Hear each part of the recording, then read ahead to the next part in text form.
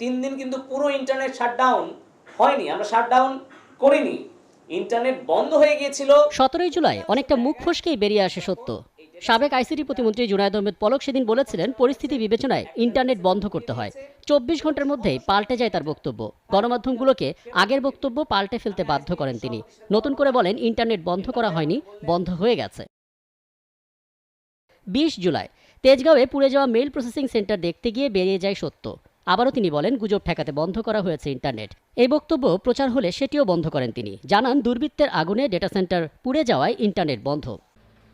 দেশের কোটি কোটি গ্রাহক যখন ইন্টারনেট বঞ্চিত, লাখো উদ্যোক্তা আর পেশাজীবীরা যখন ক্ষতিগ্রস্ত, পলক তখনও সরব ছিলেন নিজের ফেসবুক, ইউটিউবে। সমালোচনার মুখে বলেন রাষ্ট্রীয় গুরুত্বপূর্ণ কাজে তার ইন্টারনেট সচল রেখেছেন। আমরা কোনো সময়ে সম্পূর্ণ বিচ্ছিন্ন হইনি বিশ্ব থেকে। সমালোচনা যখন মাত্রা ছাড়িয়ে যায় তখন জনসম্মুখে ক্ষমা চান পলক, কিন্তু পরদিন আবারও ইন্টারনেট শাটডাউন। দেশে ইন্টারনেট ঢোকে সাবমেরিন কেবল অথবা আন্তর্জাতিক টেরিস্ট্রিয়াল কেবল আইটিসি দিয়ে। সেই ইন্টারনেট প্রথমে যায় ইন্টারন্যাশনাল ইন্টারনেট গেটওয়ে বা আইআইজি প্রতিষ্ঠানের কাছে। আইআইজি থেকে ইন্টারনেট পৌঁছায় সার্ভিস প্রোভাইডার বা আইএসপিদের কাছে। আইএসপির হাত ধরেই বাসা বাড়িতে পৌঁছায় ইন্টারনেট। আইএসপি প্রতিষ্ঠান বলছে ডিজিটাল ক্র্যাকডাউনের সময় আইআইজি থেকে তারা ইন্টারনেট পাননি। আবার আইআইজি জানায় সাবমেরিন কেবল থেকে তারা ইন্টারনেট পায়নি। তার মানে দেশে ইন্টারনেট প্রবেশের মুখটাই বন্ধ করা হয়েছিল। তাহলে প্রশ্ন হলো ডেটা সেন্টার পুড়ে যাবার গল্পটা কতটা যৌক্তিক? আমরা মোটামুটি ইন্ডাস্ট্রিতে যেটা জানতে পেরেছি অথেন্টিকেটেড আনঅথেন্টিকেটেড বিভিন্ন সোর্সের মাধ্যমে, যেটা সরকারের নির্দেশনায় ইন্টারনেটটা একবারে গোড়া থেকে শাটডাউন করে দেওয়া হয়েছে।